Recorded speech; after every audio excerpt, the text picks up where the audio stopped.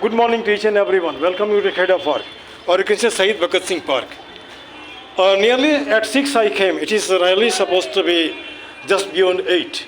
This is the time to just actually get back to my residence and not to speak of that from there to clinic.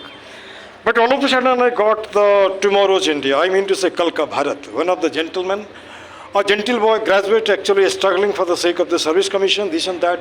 And I wanted to take the opinion of this boy. And he just before me. And let me just have some sort of discussion, something of mine, something of yours, something of park, something of देश दुनिया, something of the world like that, है ना.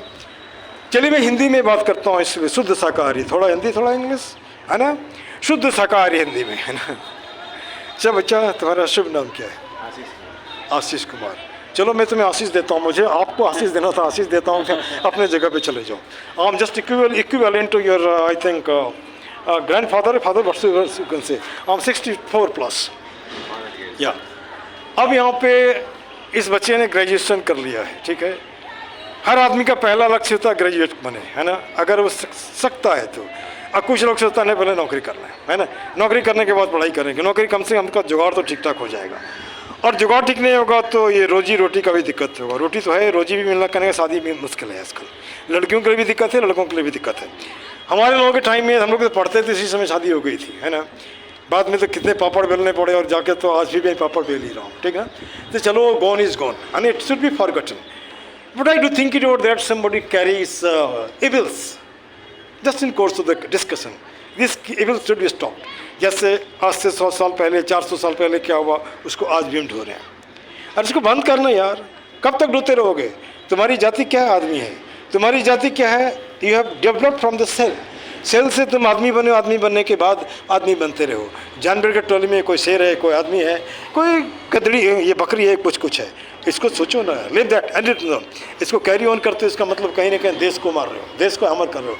जब आदमी इकट्ठा नहीं होगा तो देश कहाँ पे आगे बढ़ेगा? बढ़ेगा क्या? नहीं बढ़ेगा. इतिहास ने तुमको बहुत कुछ सिखा दिया, उसको सीख लो, हो जाएगा, ठीक ना.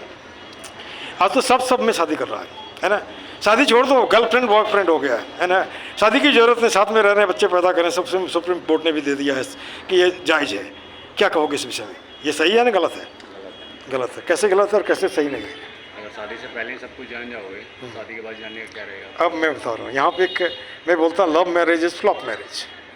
अब जानते हो क्या, जो काम शादी के बाद करना शादी के पहले सब कर लेते हैं. अब शादी हो जाती, साथ में रहते, करने के लिए कुछ नया है ही नहीं. नहीं कुछ नया है ही नहीं. नतीजा क्या तुम, है ना, तुम जाते कहाँ? You are just knocking at the door of court with day to get divorce. यही है ना. अच्छा, और मैं ये भी नहीं कह सकता कि अच्छा उसके बाद एक और चले जाते हैं.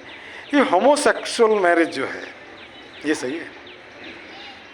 अभी लड़कियां लड़की से शादी कर रहे हैं, लड़की से शादी कर रही हैं, लड़के लड़के से शादी कर रहे हैं. और इसके लिए भी कोर्ट में एक पहल की गई है और शायद इसको भी मिल जाएगा, क्योंकि सरकार का एक सोच है कि जनसंख्या कम करो. लड़की में शादी करेगी, कहाँ से बच्चे पैदा होंगे? लड़का में करेगा. एक सोच है, दूर दृष्टि है ना.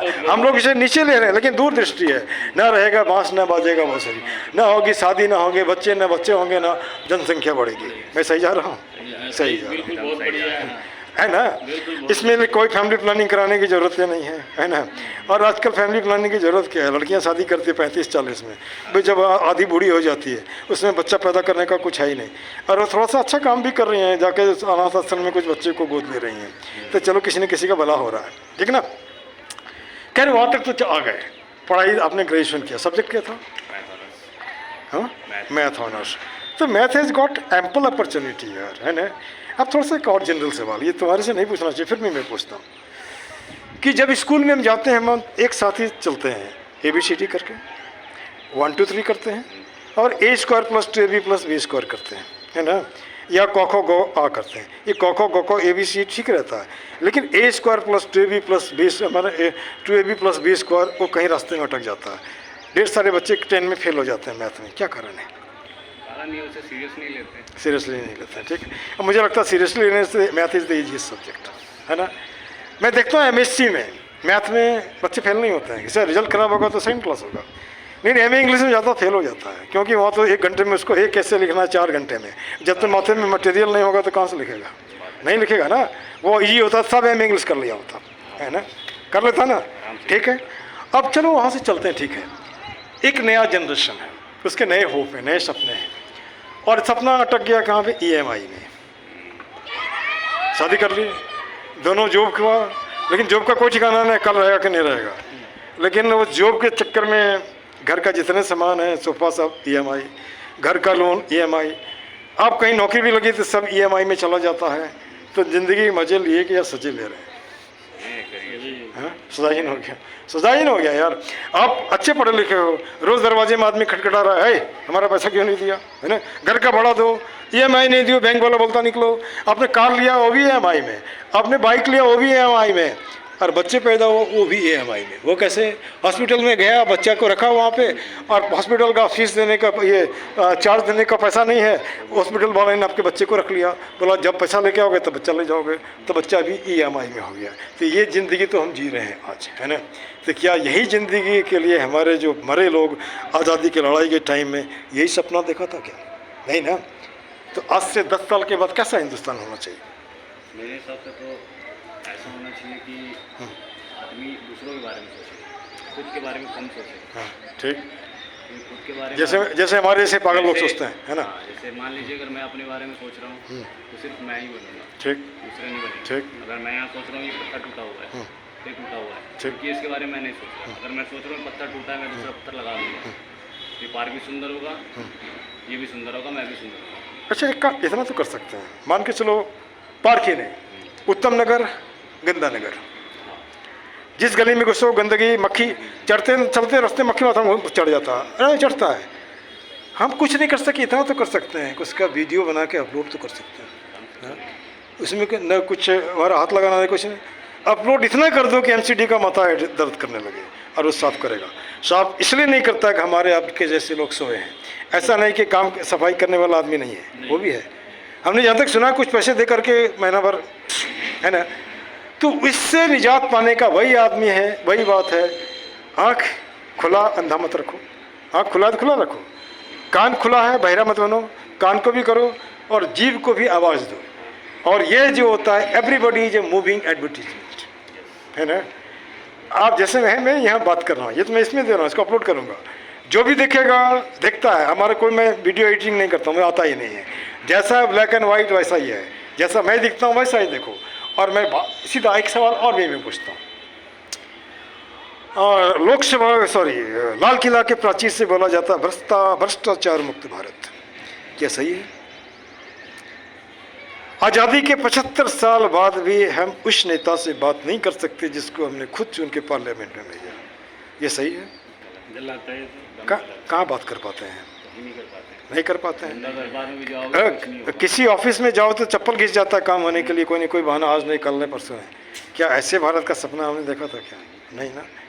तो कैसा भारत चाहिए? वैसा भारत जिसमें हर हाथ को काम मिले, हर चेहरे पे मुस्कान हो, हर गले में आलिंगन हो, है ना। यह तभी हिंदुस्तान कहा जा सकता है।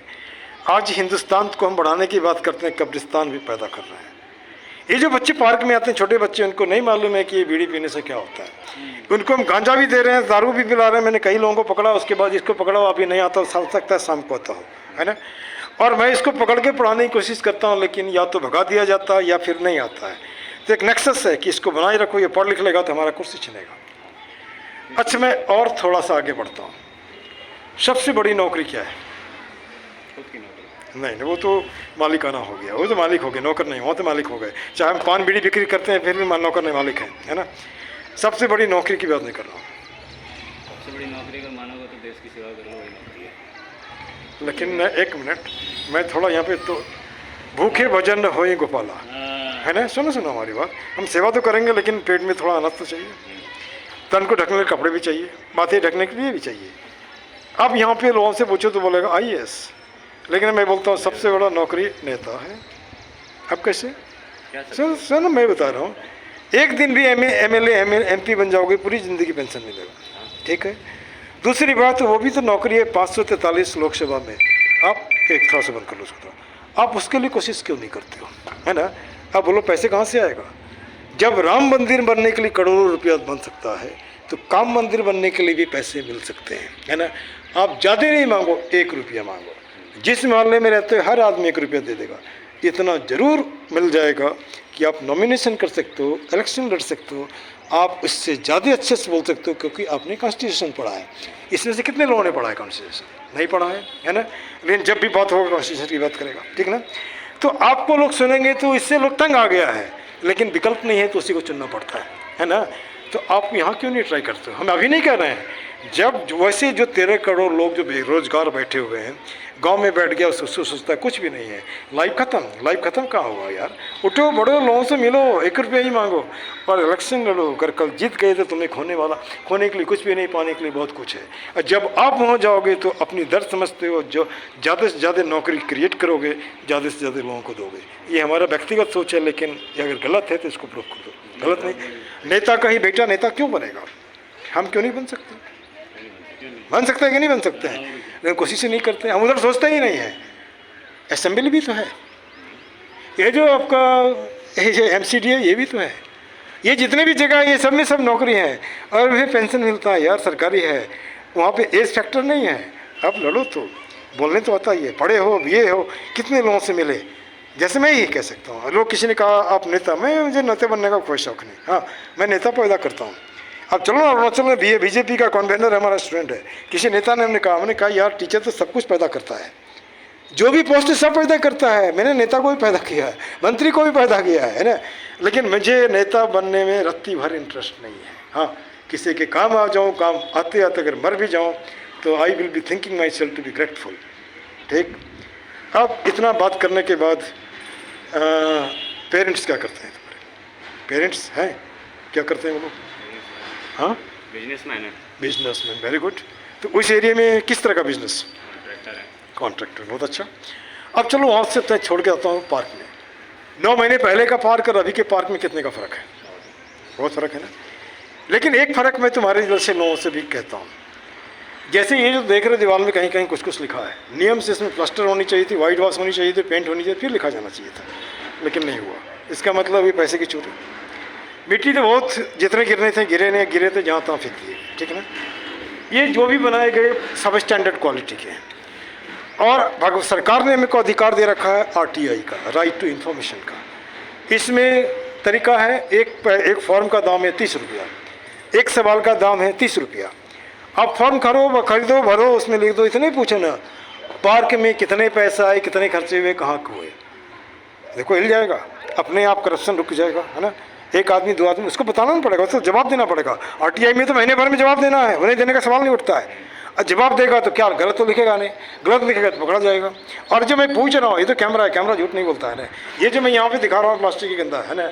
ये प्लास्टिक जिससे मान के चलो यहाँ पर ये जो दिखा रहा है ये गंदा है, और यह गंदा बताता है कि आदमी बैठने वाला यहाँ गंदा है यहाँ, क्योंकि उसका रीजन है कि यहाँ पे डस्टबिन है, वहाँ फेंक सकते थे। मतलब इतने लेथार्जिक हो गए हो।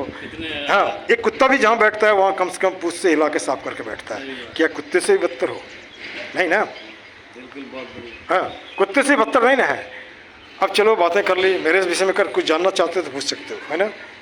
अब मैं बता रहा हूँ, मैंने अपनी एजुकेशन शुरू की रेलवे के प्राइमरी स्कूल से। हाँ, फादर रेलवे में थे, ग्रुप D में, है ना।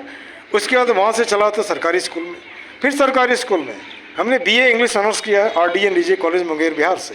MA इंग्लिश किया हमने 81-83 में, उस साल जिसमें हमारा फर्स्ट पेपर होना था, उस दिन इंदिरा गांधी का मर्डर हो गया था, फर्स्ट पेपर हमारा ख़त्म हो गया।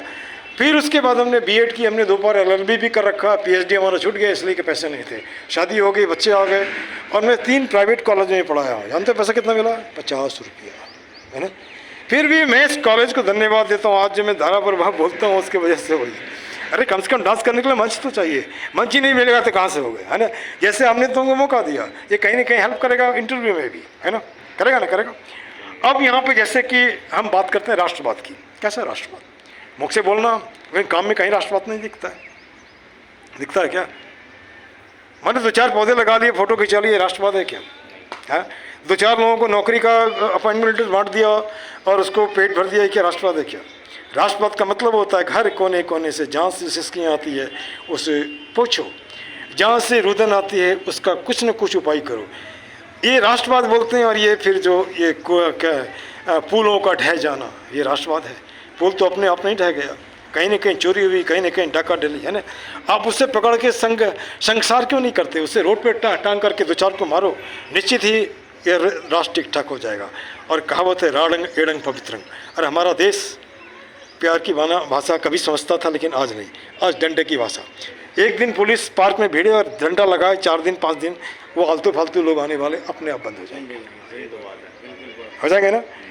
ये सरकार का पार्क है ना, गेट में ताला लगाओ ना, गेट में ताला लगाओ, टाइम मान दो, उसके बाद एक टिकट भी रख दो कि वही आदमी है, या आपको पास बना दो, वही आदमी पार्क में आएगा, उससे अनवांटेड लोग अपने आप चले जाएंगे। गलत करने वाले की जरूरत नहीं है। आप यहाँ पे कहावत है बिहारी, कहावत लगानोगे, संयो मीठ बेटवा मीठ किसका क्रिया खाए, है ना। पति भी प्यारा है, बेटा भी प्यारा है, ये पियक्कड़ से प्यार करते इसलिए कि वो तुम्हारा वोट है ना। अरे ये पियक्कड़ सोचता हमारा कर क्या लेगा, हम वोट नहीं देंगे तो जीतेगा नहीं, है ना। ये वोट के चक्कर में देश को क्यों बर्बाद करते हो। असली राष्ट्रवाद बोलता है सच बोलो, चाहे तुम्हारा चेयर रहे या नहीं रहे, उससे कोई फर्क नहीं आता है। क्षण के जो भी आएगा बढ़िया आएगा, जो भी आएगा, है ना। लाल बहादुर शास्त्री दूसरा क्यों नहीं पैदा हुआ, गुलजारी लाल नंदा जैसे लोग दूसरे पैदा क्यों नहीं हुए, चंद्रशेखर आज़ाद क्यों नहीं दिखता है आज, है ना।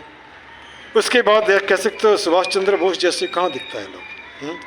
खुदीराम बोस जिसने कहा था एक बार विदाई दे माँ घुरे आसी हंसी हंसी पर्व फांसी, 17 साल के उसमें उम्र, 18 साल की उम्र उसने फांसी लगा ली, इसलिए कि ऐसा हिंदुस्तान देने के लिए नहीं। वो अगर वहाँ देखता होता हो, सोचता होगा कि हमारा बलिदान बेकार गया, है ना।